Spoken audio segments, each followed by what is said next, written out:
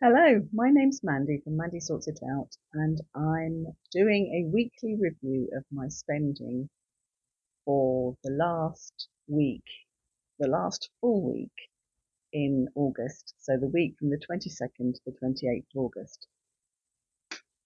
As usual, I'll be posting up information on this side of the screen. So I should just move over slightly. So we'll look at the week first, that week of August, and in that week I spent £72.58. Now I did make a few decisions and adjustments to my budget that I need to talk through. Firstly, I realised that when I did shop at Aldi, I bought some deodorant and some toothpaste, and I didn't take them out of my toiletries and cleaning products budget. And because my toiletries and cleaning products budget hadn't really been spent all month and my food budget was feeling the strain, I decided to swap that money over. It was the sum of £2.67, so that is now in my toiletries and cleaning supplies budget and has been taken out of my food budget. So that will be a slight difference from last week. Another thing I did was I sat and reviewed my Bristol spending pot.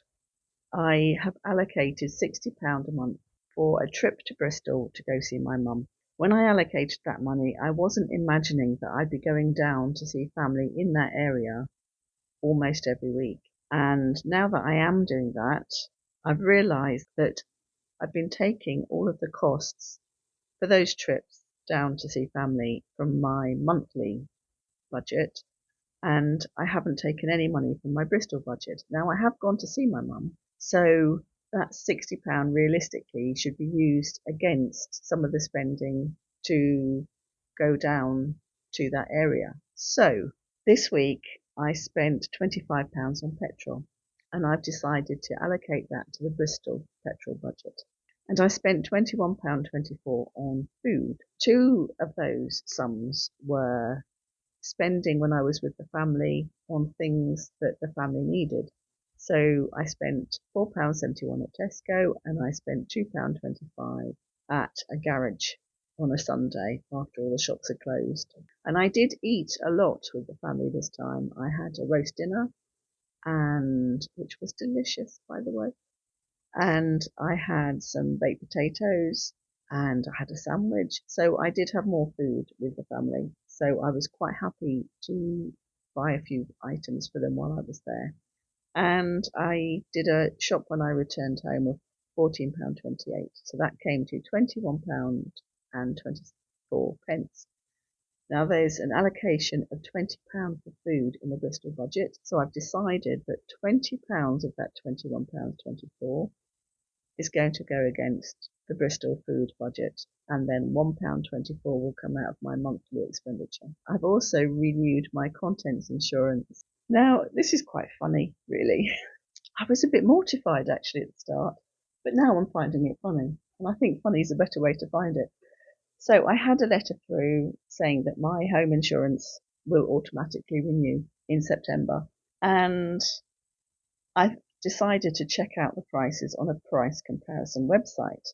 And I thought, my goodness, they're showing us half.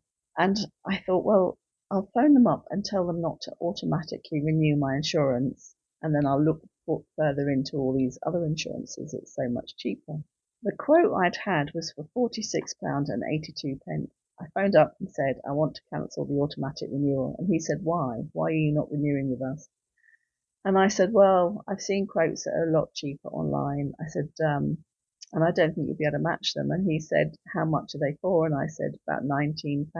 And he was like, oh, that's going to be really difficult. And he came back with a quote of £21.34. And I thought, well, that's pretty damn good. And to be honest, it saves me work because I'd have had to change insurance to the one that was £19 something.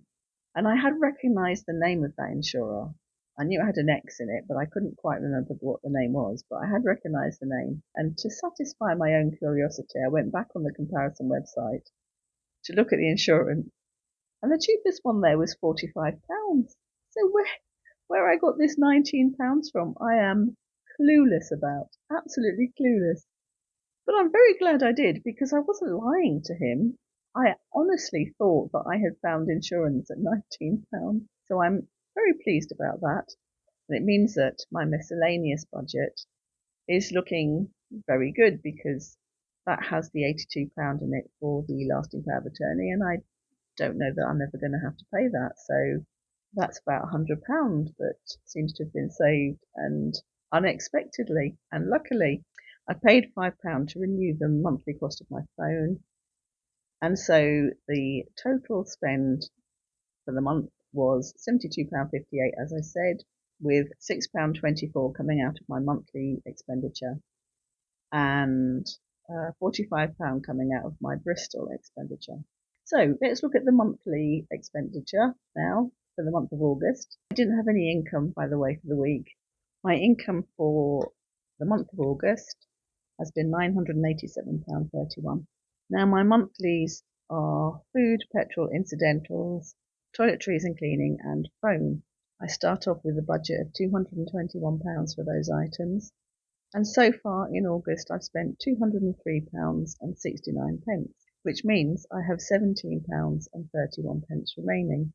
There is an overspend in my petrol budget. My petrol budget is for £35 and I've spent £59.05. So there's an overspend of £24.05. This was not unexpected when I agreed to go and spend a lot more time with family this month.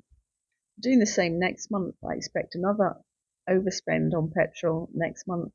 Next month, I'll use the Bristol budget to help me manage the overspend on petrol again. But I said last week that I was really hopeful that I'd come to the end of August and not overspend on anything other than petrol. And I'm really hopeful now that I won't. I haven't overspent on the phone.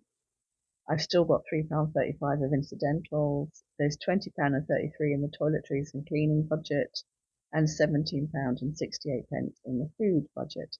If I do overspend on the monthly budget, I won't cry about it, but I don't think that's going to happen in the next 3 days. I think I'm going to be okay.